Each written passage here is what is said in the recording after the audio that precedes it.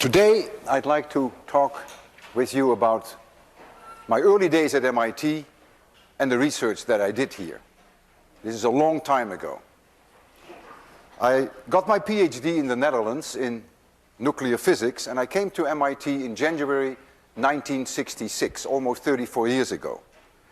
And the idea was that I was only going to spend here 1 year on a postdoc position.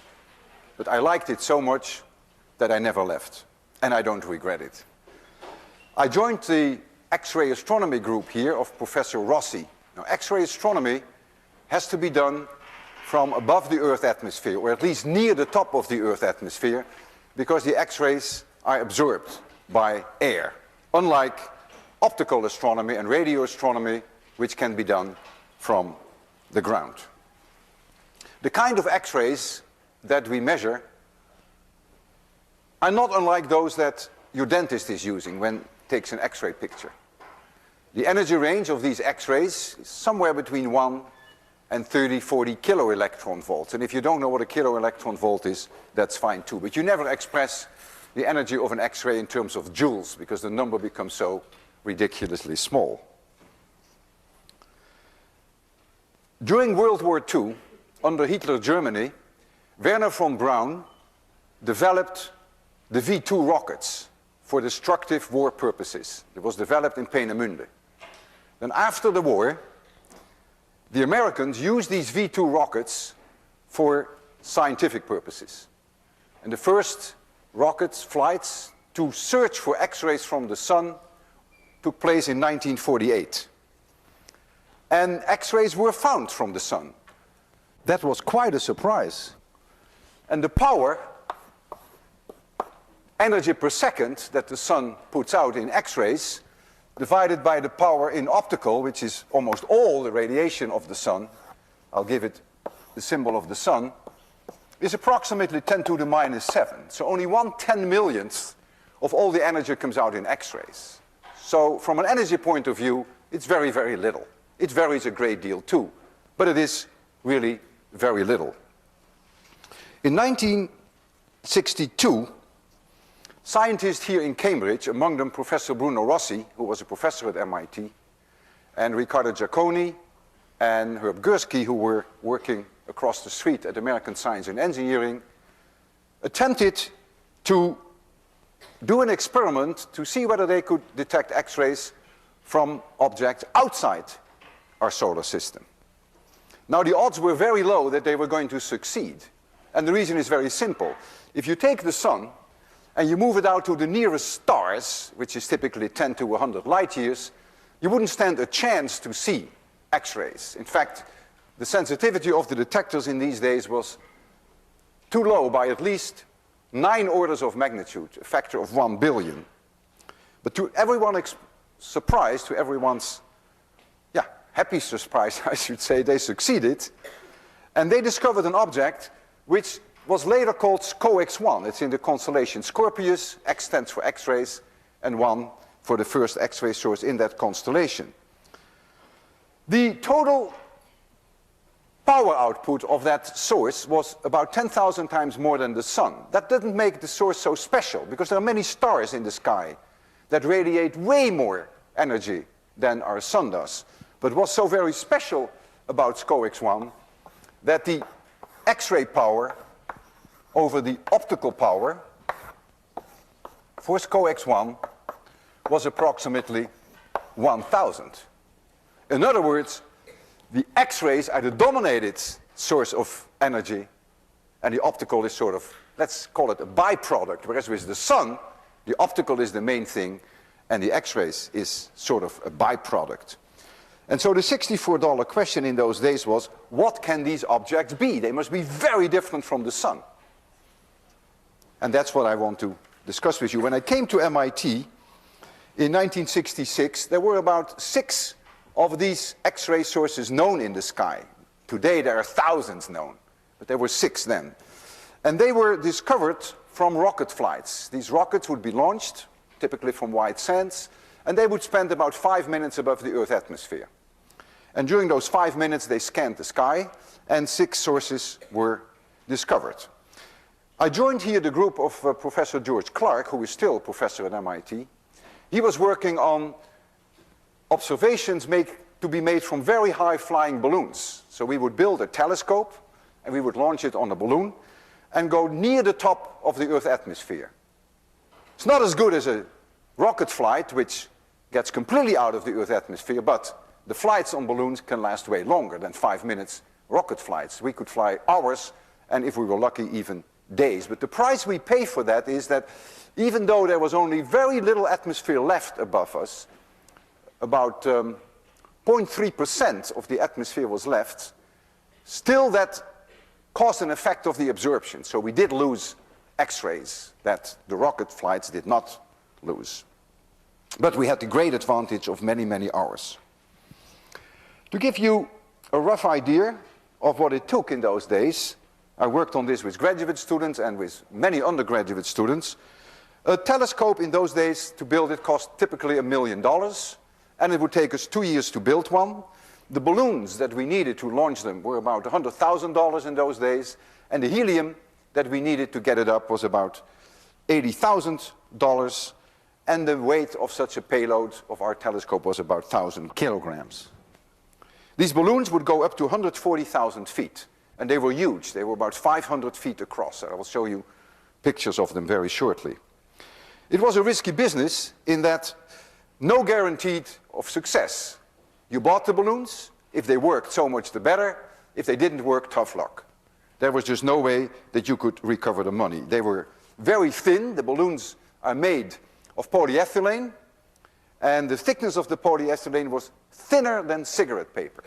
So you can imagine how easy it is to damage them, and if you don't damage them during the launch, it's easy to damage them on the way up due to the jet stream and the very cold layers of air that you have in the tropopause. So I would like to show you now some slides, and then we will get back to talking a little bit more about X-ray astronomy.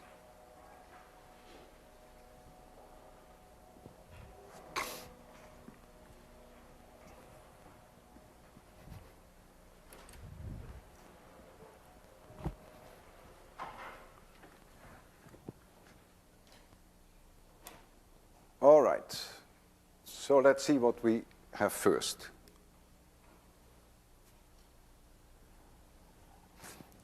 You see here two of my undergraduate students. At the time they were undergraduate students. Now they are both PhDs.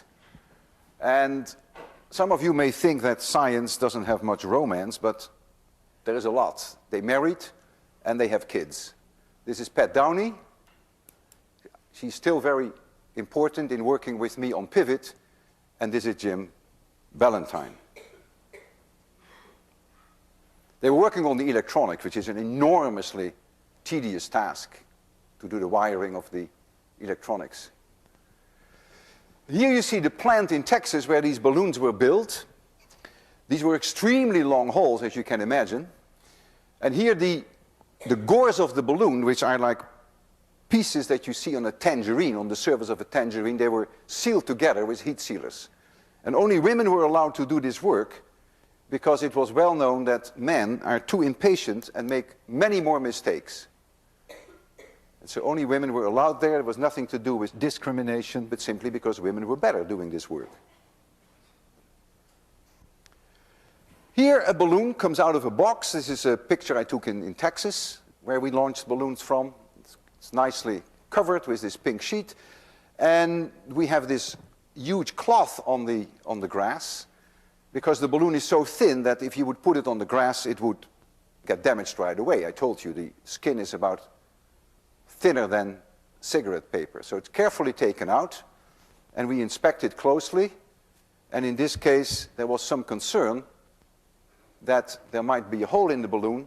In fact, there was at least a hole in the pink cover, and so we carefully inspected whether the hole propagated deeper in. I wasn't too worried because this was not my balloon, but nevertheless, it's always sad if you see some of your colleagues having a balloon that doesn't get up.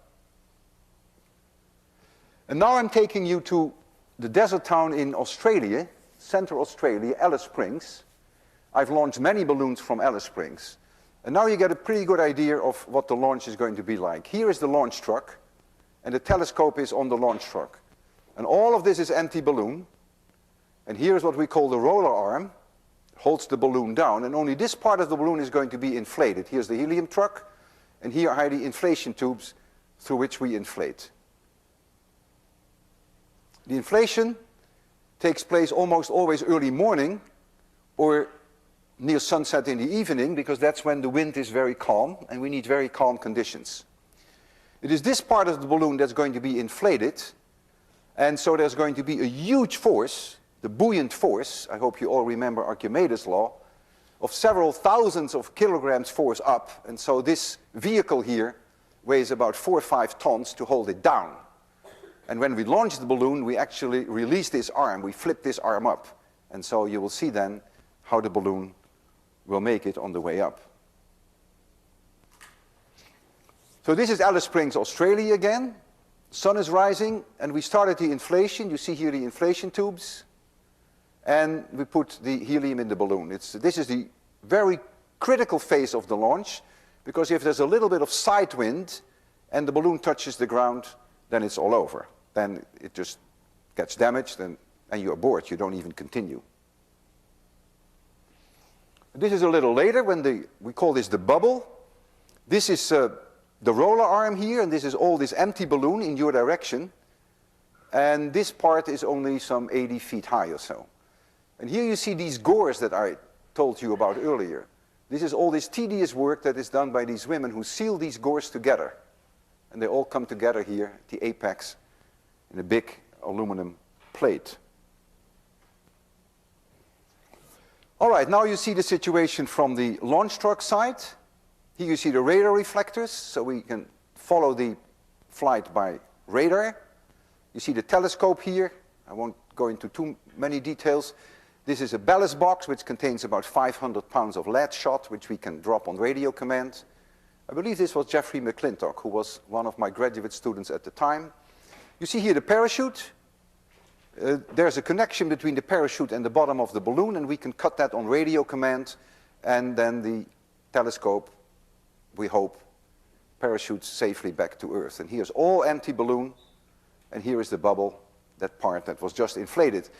They're still inflating here, but they are already tying off this inflation tube, so we are actually getting very close to a launch. And here is the moment of launch. This is a moment that no one will ever forget who watches a balloon launch. You feel ants in your pants and butterflies in your stomach. It is a very tense moment. If things go wrong, this in general is the moment that things go wrong. Because when the roller arm is here released, then this enormous amount of free lift, the buoyant force, drives this thing up, and you get a bouncing effect. You get an oscillation of the helium in this upper part. We call this the mushroom. And that can already destroy the balloon right away. The layout is such that we always lay out so that the wind will drive the balloon towards the launch truck. And you will see later on why that has to be done. So the launch truck can maneuver itself straight under the balloon and make sure that the balloon is carrying the telescope before we release the payload. The payload is now tied to the launch truck. We have to wait for the whole balloon to be off the ground before the launch truck can actually maneuver itself under the balloon. But you already see that by the exhaust that the engines are already running. You see a close-up here of this mushroom, and it makes a tremendous amount of noise. It's really scary. I'm always surprised when I see a launch like this, that the balloon so thin can actually survive this tormenting launch. So here it goes higher, comes in this direction, as you see, getting closer and closer to the launch truck, rises higher in the sky, and in this case, in Alice Springs, I was so close to the launch that I couldn't follow the bubble going up much further with my camera. So the next pictures that you're going to see I took from Palestine, Texas, from which I've flown many balloons. So it's a different launch, but it is sort of the same stage in the launch that you see here. Alice Springs was beautiful, by the way, always very nice, clear skies, It's a very fantastic desert there. It's a wonderful desert town. It's really in the middle of nowhere. Okay, so now we're in Texas, and you see here the launch truck. This is the telescope. It was a different telescope. You see the parachute. And now the trick is for the truck to get under the balloon. The amount of helium that is in the balloon is only a small fraction of the total volume. It's just enough for us to get the free lift. We want to go up with about 1,000 feet per minute. And then, since the atmospheric pressure goes down when the balloon goes up, the helium expands and finally fills the entire volume, as you will see. So now is the moment, this is a crucial moment, that the launch truck has actually maneuvered itself straight under the balloon. And now the person on the launch truck makes sure that there is enough tension in these lines to pick up the telescope. If the balloon were a little bit too far ahead or too far behind, and you release the telescope, then of course it would pendulum into the ground and you would lose it. So it's very important that it be done when the balloon is straight overhead. But that alone is not enough. There must also be enough pull on it so that the telescope doesn't crash to the ground vertically. And when there is any chance that things go wrong, we just abort the flight, because the telescope is so much more expensive than the balloon, even though the balloon and the helium together is close to $250,000. And here you see it after release. Payload, parachute, empty balloon, and here the helium. And this, from here to here, is about 2/3 of the height of the Empire State Building. These are huge, huge balloons. And here you see it at an altitude of 150,000 feet. This is the largest balloon that was ever flown successfully. It's still the world record. It was a balloon with a volume of 52 million cubic feet. This picture was taken through a telescope. And you see here the telescope. And you can look straight through the balloon. It's that thin. From here to here is about 500 feet, almost 600 feet.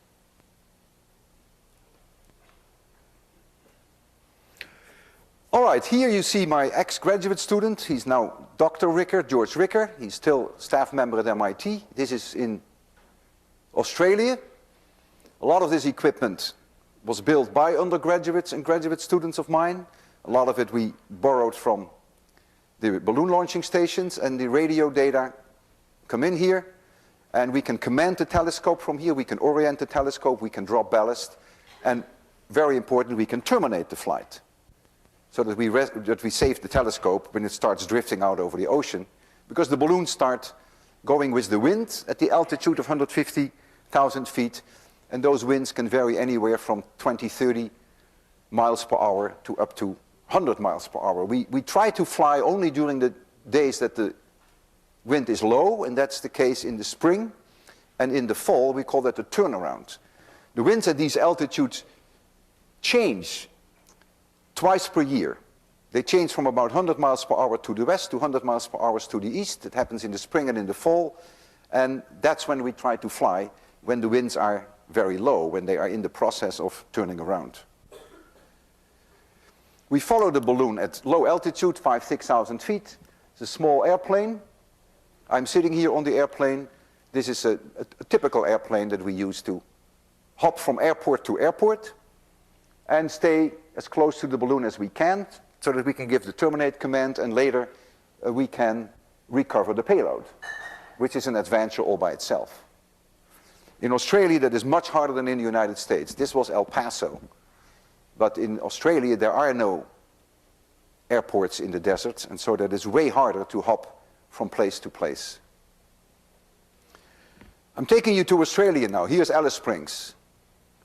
And when we launched this flight, the days before, we had balloons, weather balloons, test balloons, which we drove up to 140, 150,000 feet, and then we probed the winds at that altitude. And the people who did that gave us good reasons to believe that the balloon would either go sort of in this direction or maybe here, but in any case it would go north-northwest. And so we alerted all these radar stations in Australia to look out for the balloon. We have radar reflectors, so they could give us an early warning, because between here and here there are really no airports. So if we follow this by airplane, You can land during the day at some airstrips, but really there are really no runways. So that's pretty dangerous. At night you couldn't land here. And so we were hoping that these radar stations would give us an early alert and tell us where the balloon is. What happened, however, the balloon went straight down. And then it was sunset, so we don't know exactly where the balloon is at sunset. We can't see it, but we have radio contact with it. And so we were flying close to it. And then at sunrise we picked it up, we could see it. And then here, when it was getting close to forbidden zone, because there's commercial flights here, we cut it down. So we gave the radio command which separates the parachute from the balloon. The balloon is very brittle, it's very cold there. The balloon shatters, breaks in pieces, comes down, and if everything goes well, then the parachute brings the telescope safely back to Earth.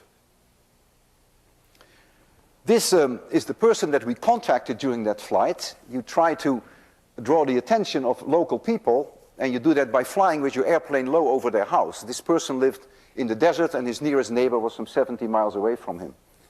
He was crazy. He was always drunk. He was shooting kangaroos in the desert. There's no windshield here. He would drive 60 miles an hour, and then he would chase these kangaroos and shoot them.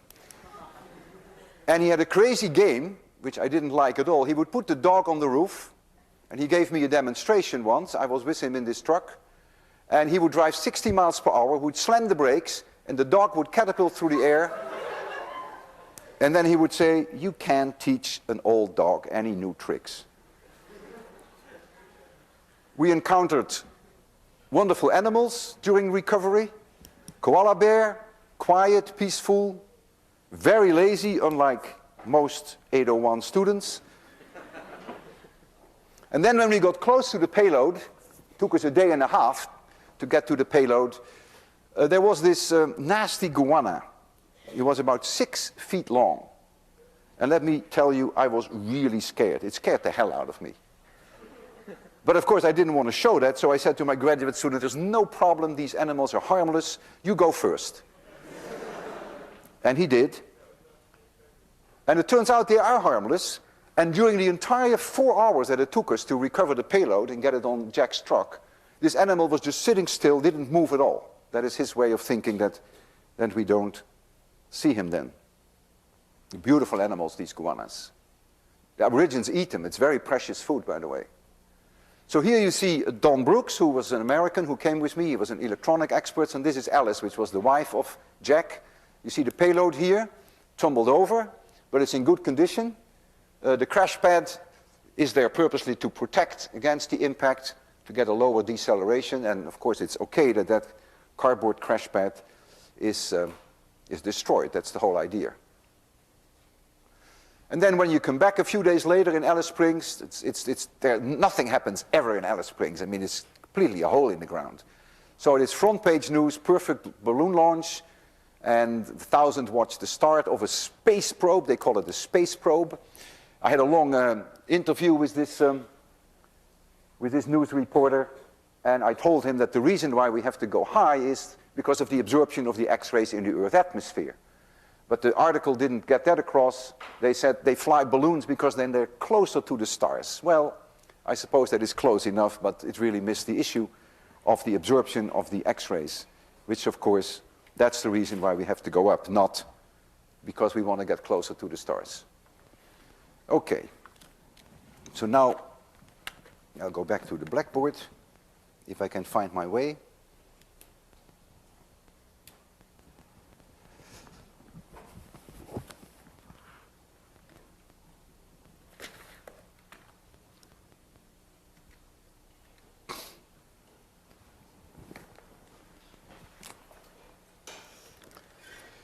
So between 1966 and roughly late 70s, I had about 20 successful flights from the United States, from Canada, and many from Australia. Now, we also had some problems. We had some bad luck.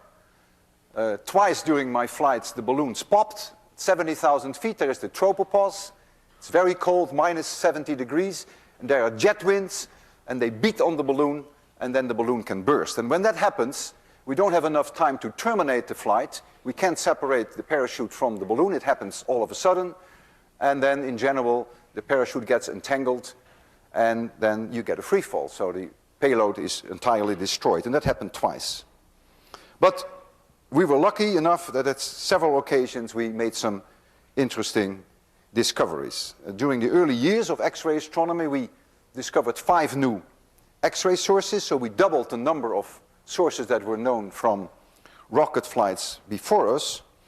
And some of these sources that we saw from balloons were highly variable. We noticed an X-ray flare. The X-ray intensity went up by a factor of 3 or 4 on as little time as 10 minutes. And that was completely new in those days. And that could not have been discovered from rockets because the rockets themselves are only 5 minutes above the Earth's atmosphere. And they're not looking at one source all the time. They are scanning the sky because their objective was to find as many X-ray sources as they could. But we were up sometimes 26 hours. So we had plenty of time to look at one portion of the sky for a long time, for hours on. And so it was not an accident that we discovered these flaring events which lasted up to 10 minutes and longer. We also discovered an object which we called GX1 plus 4. The number has to do with where it is in the sky. And we noticed, much to our surprise, that the X-rays seem to fluctuate in a periodic fashion, 2.3 minutes. At the time, we had no clue what that meant, but later, as you will see very shortly, it became clear that that was the rotation period of a neutron star. So the big question was in the early days, what are these objects? And this is something that we have discussed in 801, and I will go over it very briefly again, but we discussed it and you even had some homework problems on it. These objects are X-ray binaries, whereby one object is very compact, which could be a neutron star, or in some cases even a black hole, and the other object, the other star, is a normal nuclear burning star, something like our sun. And they are very close together. They're so close together that the matter which is here is attracted by the neutron star stronger than it is attracted by the star itself, and so it starts to find its way to the neutron star. This is a binary system, so they go around each other. This matter cannot just go in radially, but it would spiral in slowly and find its way to the neutron star, strangely enough, that we still don't understand how it makes it, but it does make it ultimately to the neutron star, and this is then what we call the accretion disk. This is the accretor, and this is the donor. The donor provides the fuel that finds its way to the neutron star. And if you take a little bit mass m, and you drop that on a neutron star, the neutron star has mass capital M, say, and radius capital R, then the kinetic energy that is released at impact is something that all of you should be able to do next Monday. That is the following: mmg divided by R equals 1/2 mv squared. This is the gravitational potential energy that becomes available if an object of mass little m crashes onto the star. The surface of the star has a radius capital R, the mass of the star is capital M. And that is converted to kinetic energy, which is 1/2 mv squared, so this is the speed at impact. Of course, it's always independent of little m, and so you can calculate that speed, and that speed is horrendous for a neutron star. The reason being that the radius of the neutron star is so absurdly small. It's only 10 kilometers. It is roughly 100,000 times smaller than the radius of our sun. The mass of the neutron star is comparable to that of our sun. A little larger, but it's comparable. But it is the radius which is so small, and that's why you get a speed at impact which is about 1/3 of the speed of light.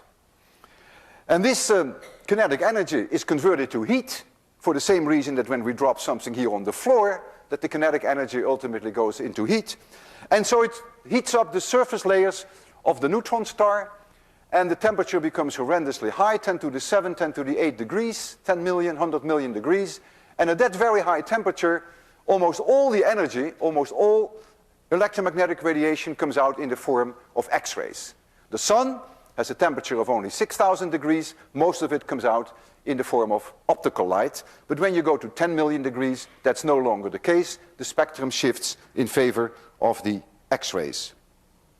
The amount of energy that is released is horrendous. To give you some feeling for that, if you take a marshmallow and you throw a marshmallow from a large distance onto a neutron star, then the energy that is released, which is this energy, is comparable to the energy that was released of the atomic bomb that was thrown on Hiroshima and Nagasaki. So that tells you something about the enormous gravitational forces that are at work on the surface of a neutron star. We know now what these systems are. The evidence is overwhelming. We have observed the rotation of the neutron stars. The 2.3 minutes that we found, we now know, is the rotation of the neutron star. These neutron stars have a strong magnetic field, and the matter that accretes onto the neutron star reaches the magnetic poles. In 802 you will learn why this plasma, which is highly ionized, why that cannot just reach the neutron star anywhere, but it is forced to only enter the neutron star near the magnetic poles. And if the neutron star rotates, then the magnetic poles can rotate like this, and when you are on Earth, you see X-rays, X-rays, X-rays, no X-rays, X-rays, and so you see pulsations. And so these pulsations have been seen from many neutron stars now, from many of these binary systems. It's very clear that it's a binary system. If you are in the plane or near the plane of the orbits of the two stars, then the neutron star can go behind the donor, and then you don't see any X-rays because the X-rays are then absorbed by the donor, and then you see an X-ray eclipse, so the X-rays vanish. So you would see the pulsations, strong X-ray signal, and all of a sudden, boom, it's gone. And then a few hours later, it starts up again when the neutron star reappears, reemerges from the donor star. So that picture is all very clear, but I do want to show you at least a sketch of what we think such a system would look like, which is just the next slide, and maybe the person in the booth, oh, I can do it from here. So this is what it sort of looks like. You see the donor there on the left, and you see here the neutron star, or it could be a black hole. That's sort of the same idea, you would not be able to tell. And you see how the matter swirls in. Of course, this is not a real picture, this is a sketch made by an illustrator. We know hundreds of these systems in our own galaxy, and of course there are many in other galaxies as well.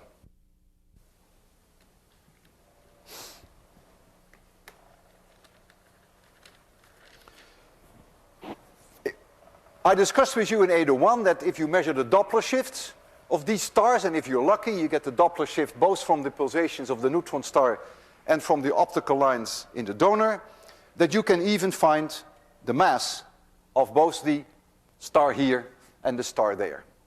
And if the mass becomes horrendously high, as in some cases, then you have to conclude that you're dealing with a black hole, and you had a problem on Cygnus X1 in one of your homework assignments.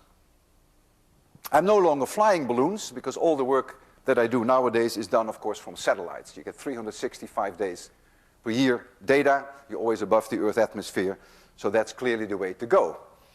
I have used European satellites, Japanese satellites, and nowadays I'm using the Rossi X-ray Timing Explorer, which is an American satellite, and Chandra, which was launched early this year, which is the biggest thing in town. In 1975, here at MIT, we had our own satellite called SAS-3.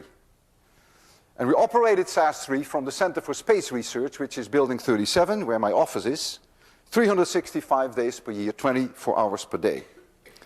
And in 75, Josh Grindley from Harvard and John Heise in Utrecht, the Netherlands, discovered something which we call an X-ray burst. And an X-ray burst is a phenomenon that you see the X-ray signal become very strong all of a sudden.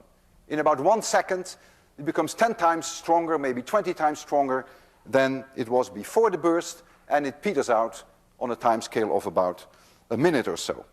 And we were very lucky at the time, 1976, with SAS-3, that we could do research on these X-ray bursts, and within a year or two, we discovered 8 more of these burst sources. And it is largely through that work, that observational work that took place, and through the work, theoretical work by Professor Paul Joss, who is still at MIT, that we now know what causes these X-ray bursts. They are nuclear bomb explosions on the surface of neutron stars. What happens is that on the surface of the neutron star, the matter that accretes, which is largely hydrogen and helium from the donor, becomes very hot, becomes very dense, and at that high temperature and at very high densities, you get thermonuclear fusion. And a reaction that can take place is that 3 helium nuclei, helium-4, fuse to form carbon-12, and when that happens, energy is released. Thermonuclear energy is released. This reaction is extremely sensitive to temperature. When energy is released, the temperature goes up. When the temperature goes up, the reaction rate goes up, then the temperature goes up, then the reaction rate goes up even further, and the whole thing gets out of hand, and that's why it is a thermonuclear explosion. We call it a thermonuclear flash, so it is an uncontrolled runaway process. And the bomb explosion that occurs on the surface of the neutron star would be 1 billion times a billion, 1 billion times a billion, 10 to the 18 times more powerful than hydrogen bombs that we can make here on Earth. We speculated early on that when you see an X-ray burst in the sky, that you may be able to see also an optical flash in the sky. The donor stars and the accretion disk emit optical light. It's very faint. They're very faint sources, but you can see them from the ground with your optical telescopes. And we had reasons to believe that we might see an optical flash when an X-ray burst occurs. And I'll tell you why we believed that was the case. If you have here the neutron star, and here you have the accretion disk, and if the bomb explosion occurs, these red wiggles are the X-rays, then the stuff that goes straight to the Earth, you will see. But there are other X-rays which go in this direction, and they heat up the disk. We call it X-ray heating. And the disk locally would get a temperature of maybe 30,000, 40,000 degrees, and brightens in optical. So we expected that we should see that effect of X-ray heating. But our goal was even more ambitious. You see, the optical light that comes from here must be delayed than the X-rays that go straight to the Earth. Because first the X-rays travel in this direction, and then the optical light goes in this direction. So if I put my pencil here, this is the extra path that the electromagnetic radiation is going, and that takes time. And if that takes 1 second, then that means this distance is 1 light second. If it takes 20 seconds, this distance is 20 light seconds. So our goal was to actually measure, for the first time, the dimensions of the inner part in the accretion disk. And so we organized a worldwide campaign in 1977. 17 countries were contributing, 44 observatories, and we told them that we were going to look at a particular star in the sky, a very faint star, which was this X-ray binary system. We would record with SAS-3 the X-ray burst, and we wanted them to record in the radio, in the infrared, wherever possible, in the optical, whether they would see a change in the appearance, in the optical or in the radio appearance. In the summer of 1977, we saw 110 bursts from a particular burst source. None of them were seen in the optical or in the radio. 0 results. We did it again in 1978, and then we succeeded. This was in collaboration with Josh Grindley from Harvard, Jeffrey McClintock, who was my ex-graduate student, he is now also at Harvard, and my good friend Jan van Paradijs from the University in Amsterdam, who worked with me at the time here at MIT. This was a splashing result, simultaneous observation of an optical flash with an X-ray flash, and it was on the cover sheet of Nature, which is a very prestigious journal in which people publish, so we were extremely happy. I do want to show you the simultaneous events, but not the 1978 events, but I'll show you one that is more impressive that my colleague Holger Pedersen observed a year later when he did the optical work from Chile. This is that observatory that I mentioned to you earlier. I have been there many times myself. It's in La Silla, 2,400 meters above the ground. This is where the atmospheric pressure is only 3/4 of an atmosphere, and where you can't boil a soft-boiled egg because the temperature of boiling water is only 92 degrees. Okay, here is the optical flash that Holger observed, and we were looking with a Japanese satellite which was called Hakucho. SAS-3, I think, was no longer operating at the time. You see here the time of the optical signal. So this is the strength of the system in quiescence, and then the X-ray burst occurs. And we see here clearly an optical flash. And here you see the X-rays from Hakucho. They look very similar. But now comes the interesting part. Of course, I have scaled them up here on the view graph so that they have the same height. That's just artificial, of course. But now comes the interesting part. If I overlay them, then look that the blue line, which is the optical, is clearly delayed relative to the X-rays. And that was our goal. And this was really a very clean observation, cleaner than our 1978 observations. And if you move the optical back or the X-ray forward, whichever you want, by about 2 seconds, then they almost exactly overlap. And so this was conclusive evidence that the dimensions of the disk, of the accretion disk around these neutron stars, had typical dimensions of about 2 light seconds, of that order. We suspected that for other reasons, but nevertheless, this was the conclusive evidence. The bad news is that during my past term that I was lecturing 801, I have been able to do nothing but 801. No research at all. And I think you have all the right to feel guilty about this. Very guilty. Now the good news is that I enjoyed it. And whether you like it or not, you were on my mind almost all the time, day and night. I had even nightmares about it. And a typical nightmare that I would have is the following. I would come into 26100, but I lost my lecture notes, and I couldn't find them. And I was completely ill-prepared, but I would start my lectures anyhow. And you would start laughing at me. And I would wake up in sweat. I don't think we need Freud to explain that dream. Now, I have enormously enjoyed lecturing 801, and in a way, you have touched my life, and I trust that I too have touched your life. Now, I make myself no illusions. I'm sure that you will very soon forget Kepler's third law, though I hope it won't be before Monday when we have the final. And you will probably also forget how to properly apply the conservation of angular momentum. But perhaps you will always remember from my lectures that physics can be very exciting and beautiful. And it's everywhere around us, all the time, if only you have learned to see it and appreciate the beauty. And surely when you go on your first monkey hunt wearing your own safari hat, or when you will orbit the Earth and you want to throw a ham sandwich to your friend, you may be thinking of me. And I hope those will be happy memories. I wish all of you the very best, and I thank you for attending my lectures.